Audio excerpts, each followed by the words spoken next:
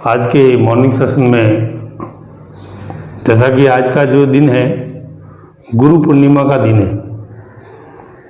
तो एक गुरु के नाते जो भी मेरे से चैनल से जुड़े हुए हैं, कुछ वरिष्ठ साथी भी जुड़े हुए हैं, विद्वान साथी भी, कुछ मेरे स्टूडेंट भी है, कुछ बेरोजगार भी है, तो उन सभी से निवेदन है कि आज गुरु पूर्णिमा के दिन जो मेरे गुरु है उन सभी गुरुओं को मेरी ओर से नमन, और जिनका गुरु मैं हूँ, जो मुझे गुरु मानते हैं, वो सब, उन सबको मेरी ओर से ढेर सारा आशीर्वाद। खूब उन्नति करे, जीवन में आगे बढ़े, मौज करे, जीवन आपका खुशहाल बने, ऐसी शुभकामनाओं के साथ आज के सेशन को दोस्तों अपन स्टार्ट करेंगे। कल दोस्तों अपन राजस्थान के लोक देवता भाग लिया था, उसमें अपन ने पंचपीर पढ़ के 5 जो प्रमुख लोक देवता थे, जो पंचपीर कहते हैं जिन्हें, वो पढ़ लिए थे। आज भाग 2 में अपन आगे से शुरू करेंगे, जो बाकी के शेष 12-13 है उनको आज एक एक को देखेंगे। तो अगले कर्म में जो आता है वो छठा जो आता है, अब पंचपीर तो आपको बताने की जरूरत नहीं है, राम गोपाल है, ठीक बताई थी मैंने, कल वाला वीडियो देख लेना, आपको समझ में आ जाएगा, ठीक है। रामदेव जी, गोगा जी, मियाँ जी, अड़बू जी वगैरह सारे मैंने पढ़ा दिए। आज अपना छठा जो है वो है अपने तेजा जी। कौन है? तेजा जी। ठीक सर। अब इनके जो प्रमुख तथ्य है वो दोस्तों कल की तरह आप एक एक रिटर्न डाउन जब भी वीडियोज देखें तब कर लेना। इनका जन्म जो है नागौर जिले के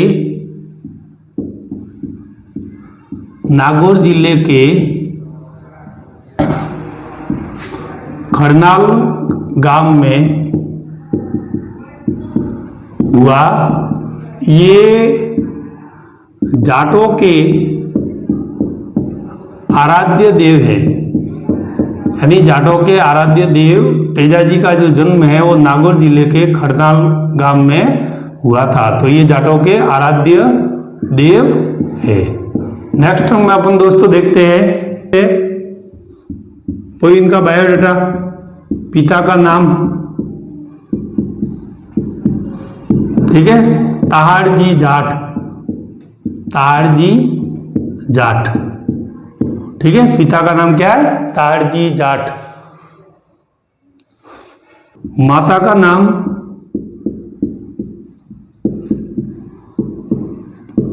राजकुमारी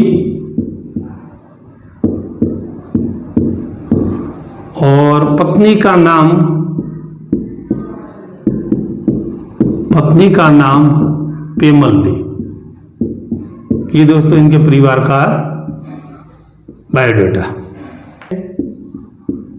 इन्हें किन उपनामों से जानते हैं? तो उपनाम इनके कई बार पूछे हुए हैं। काला और बाला के देवता, और नेक्स्ट जो मैं लिखा रहा हूं वो देखना इंपॉर्टेंट है। कृषि कार्यों के उपकारक देवता। ये दोस्तों क्या है इनके उपनाम। नेक्स्ट में अपन देखते हैं दोस्तों तेजा जी की घोड़ी का नाम। जैसे पाबू जी का केसर कालमी था, तो इसकी घोड़ी का नाम क्या था? तो घोड़ी का नाम कई बार दोस्तों पूछा हुआ है, और विशेष ध्यान रखना लीलन नाम था, और इसे श्रृंगारी भी बोलते हैं, श्रृंगारी नाम से भी जानते थे। तो घोड़ी का नाम दोस्तों क्या था? लीलन। तो तेजा जी के जो भोपे होते हैं, ठीक है, जो इनका नाम लेके कुछ भी जादू टोना करते हैं, ठीक करते हैं मरीजों को, उन्हें क्या कहते हैं? उन्हें तेजा जी का घोड़ला कहते हैं। उन्हें क्या कहते हैं? तेजा जी का घोड़ला। और ये प्रश्न भी कई बार पूछा हुआ है। तेजा जी के जो भोपे होते हैं उन्हें तेजा जी का घोड़ला से जाना जाता है। देखते हैं तेजा जी का जो पशु मेला लगता है पर्वतसर नागौर में, और मैं आपको एक तथ्य और बताऊंगा कि नागौर में सर्वाधिक पशु मेले लगते हैं, ठीक है ना। तो परबतसर नागौर में ये तेजा जी का जो पशु मेला लगता है वो तेजा दशमी को लगता है। कब लगता है? तेजा दशमी को, यानी भाद्रपद शुक्ला दशमी को। सर कोई इसमें खास ये है कि ये राजस्थान का सबसे बड़ा पशु मेला है। राजस्थान का सबसे बड़ा व लोकप्रिय भी कह सकते हो, सबसे बड़ा व लोकप्रिय पशु मेला है।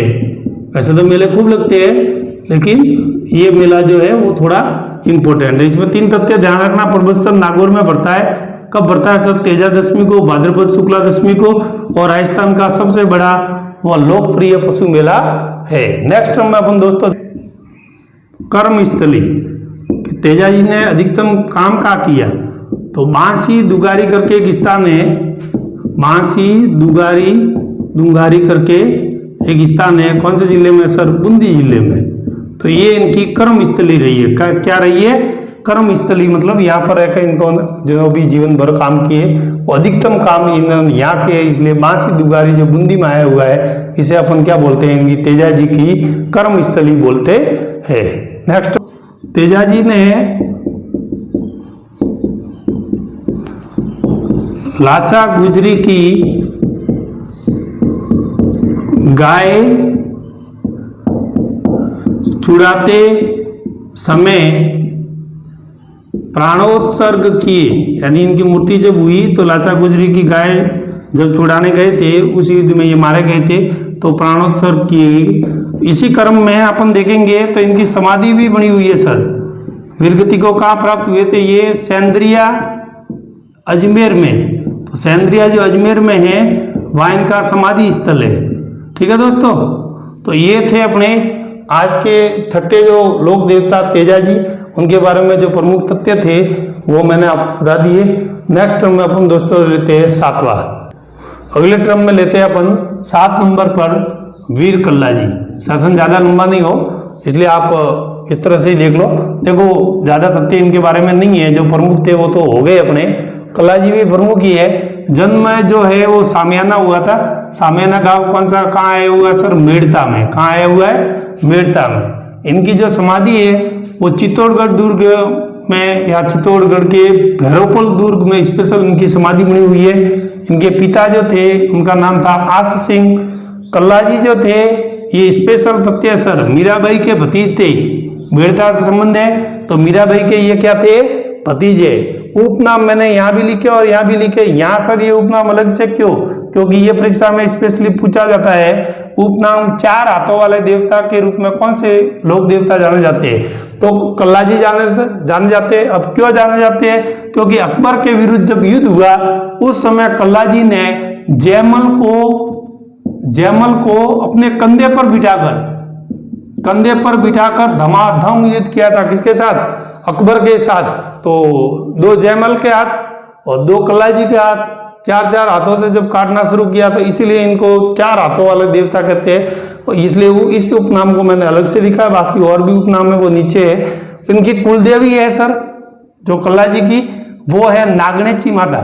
नागणेची माता के ये भक्त थे, योगी थे, सिद्ध वेद भी थे। ठीक है ना, वेद शास्त्र भी अच्छे ज्ञाता थे। ये उपनाम और भी है इनके, वो भी कभी बार पूछ ले तो ध्यान रखना। इसमें से ये खास है शेषनाग का अवतार। फिर और भी है, केयर है, कल्याण है, योगी है, कम ध्वज है। ये तो कम ही पूछे जाते हैं। शेषनाग का अवतार एक तो ध्यान में रखना, और 4 हाथों वाले देवता। एक ये मीराबाई के भतीज थे, इसका विशेष ध्यान रखना कि निम्न में से कौन से लोक देवता मीराबाई के भतीज थे। वहां पे अपन कंफ्यूज को नहीं होना। तो दोस्तों ये था अपना वीर कल्ला जी। नेक्स्ट टर्म में अपन 8वां लेते हैं। नेक्स्ट टर्म में लेते हैं अपन देवनारायण जी को नंबर 8 पे। जन्म इनका गोठा दड़ावता, आसीन तहसील में, भिलवाड़ा जिले के आसीन तहसील है, वहाँ पे इनका जन्म 1243 ईस्वी में हुआ था।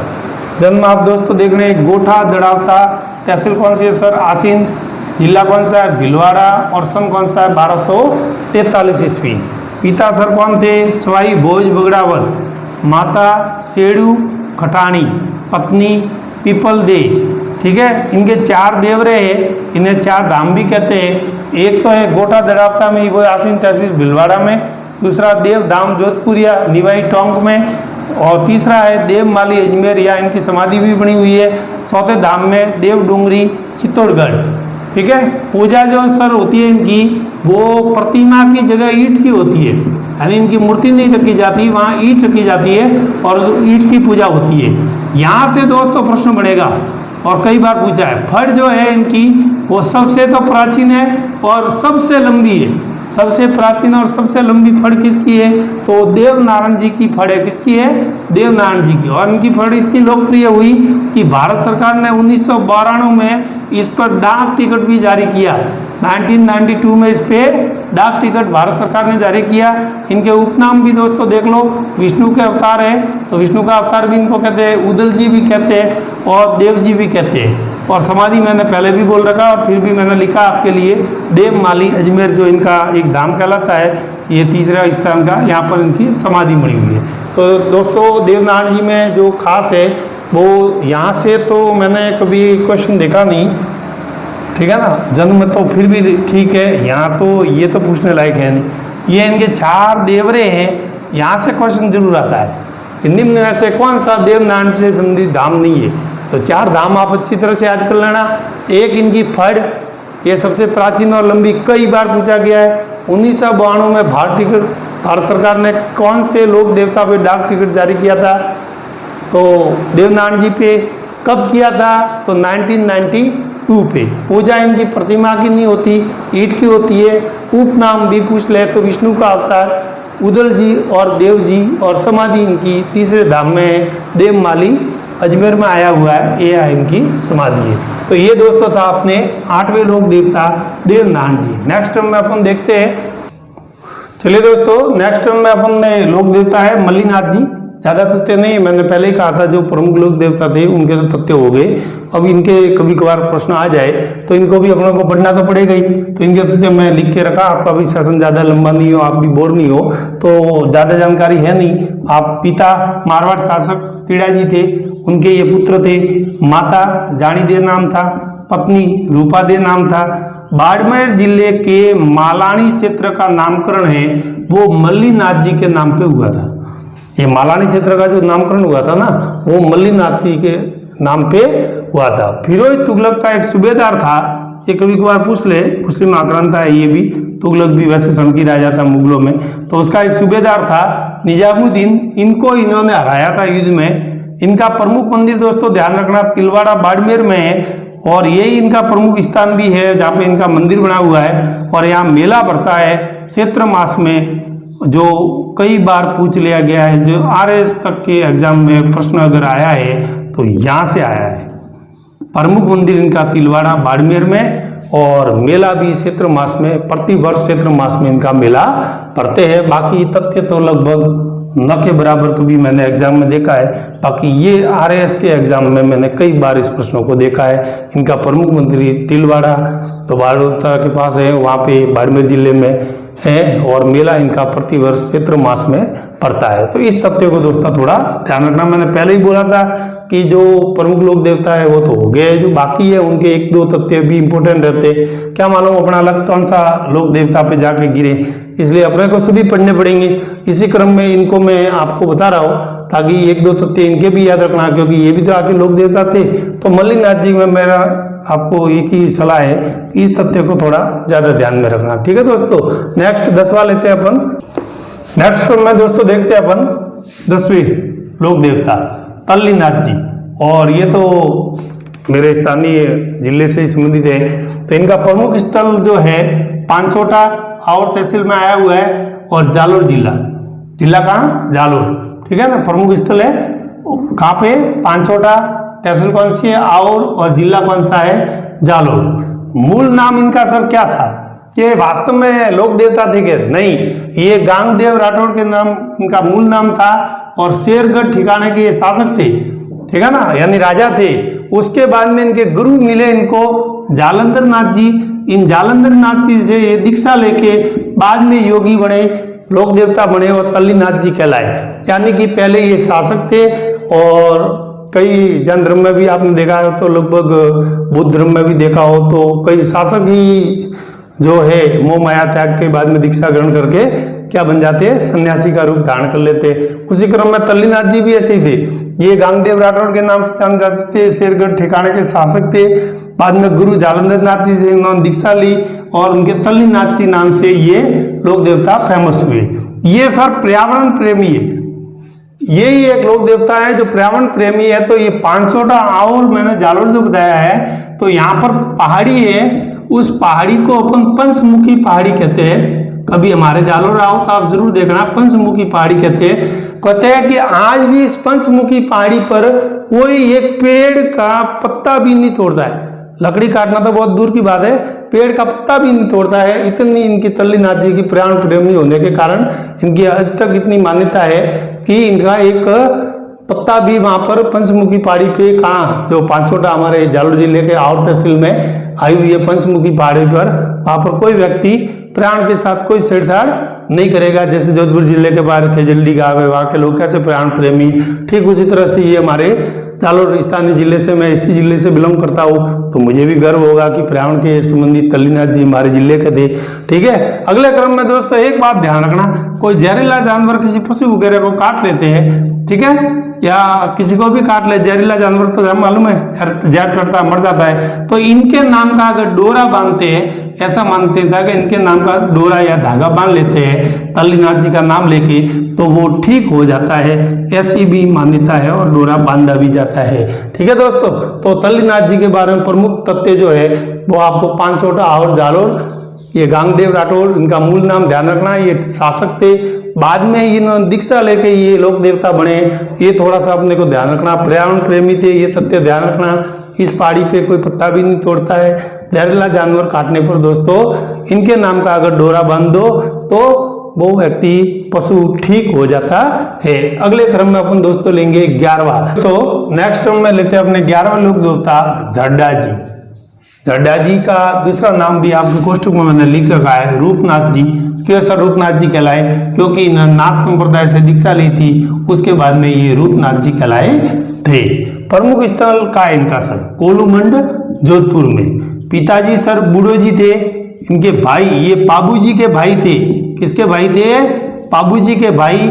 और जिंदराव खींची जो कि एक प्रकार से इनका दुश्मन था, तो पिता और चाचा को हत्या कर दी थी इसने, किनकी? झड्डा जी की।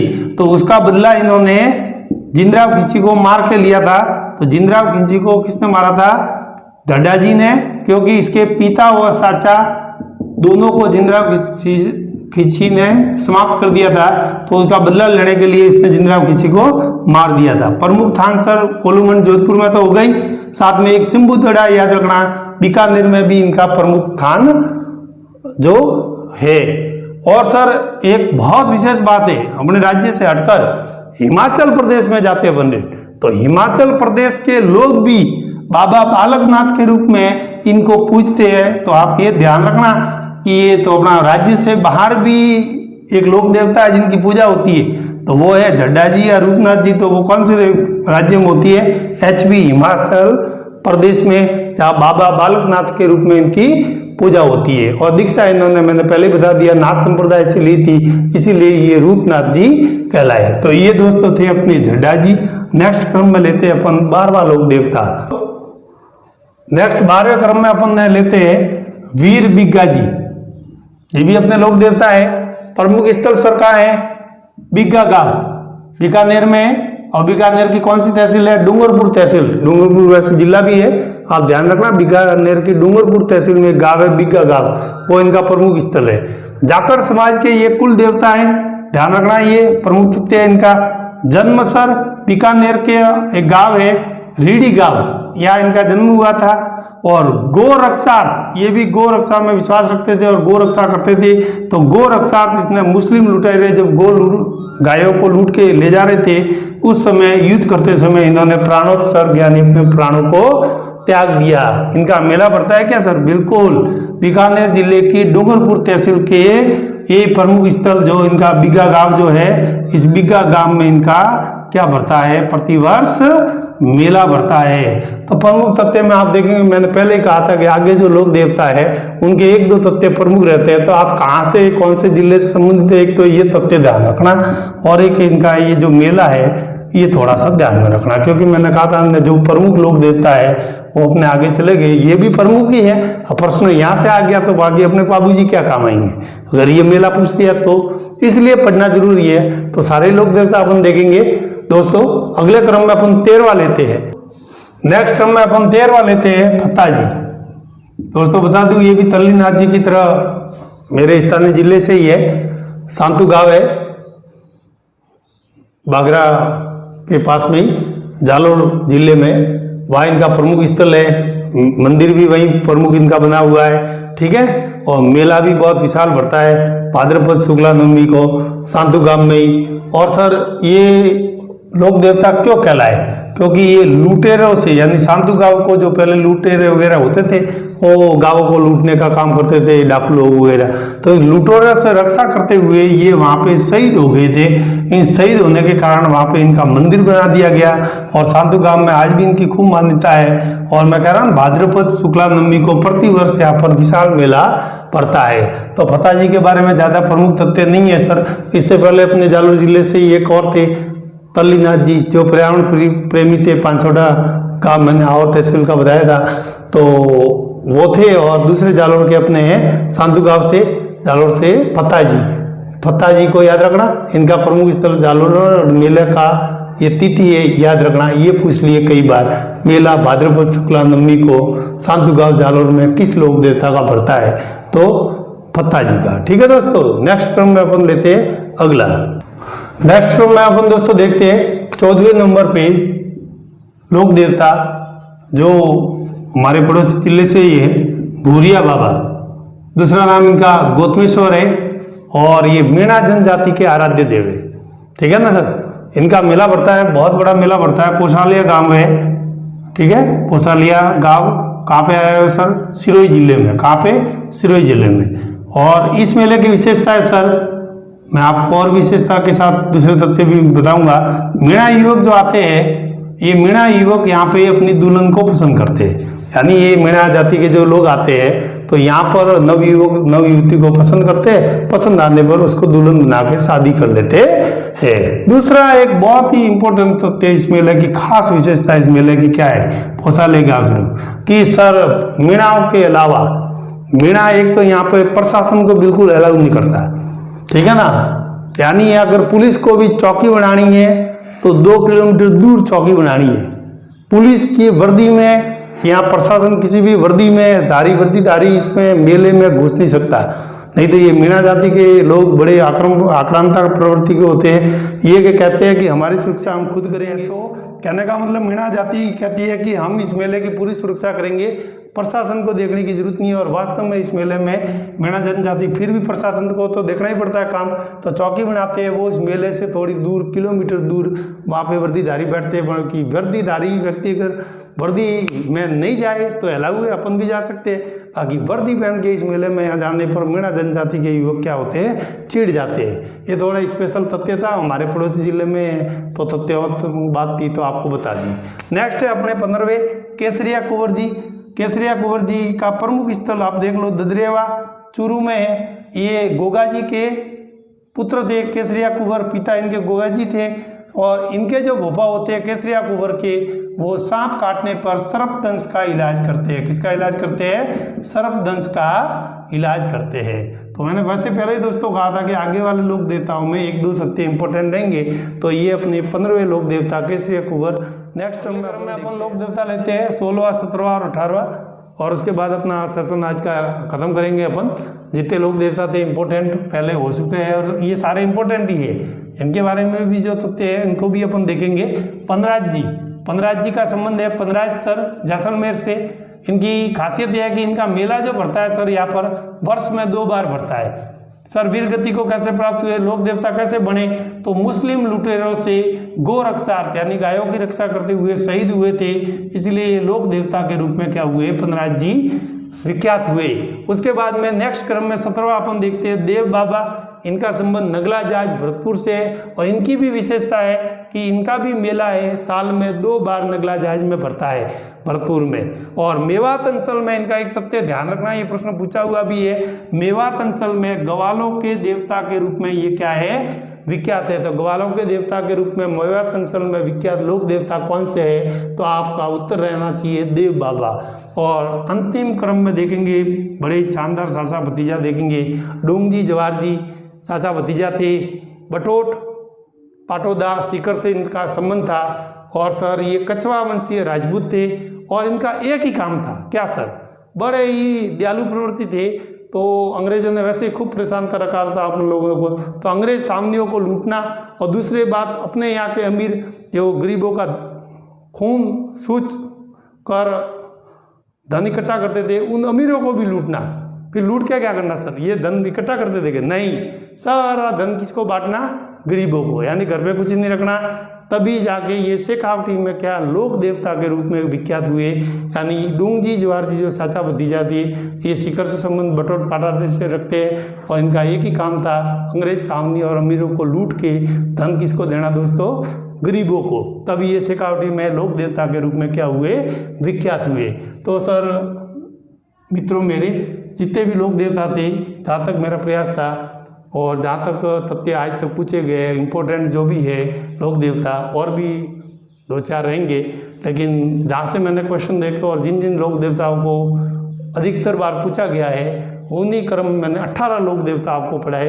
इसी के साथ लोक देवता वाला सेशन आज का अपन खत्म करते हैं। तो लोक देवता के जयकारे के साथ ही दोस्तों जय हिंद, अगले सेशन में अपन मिलेंगे।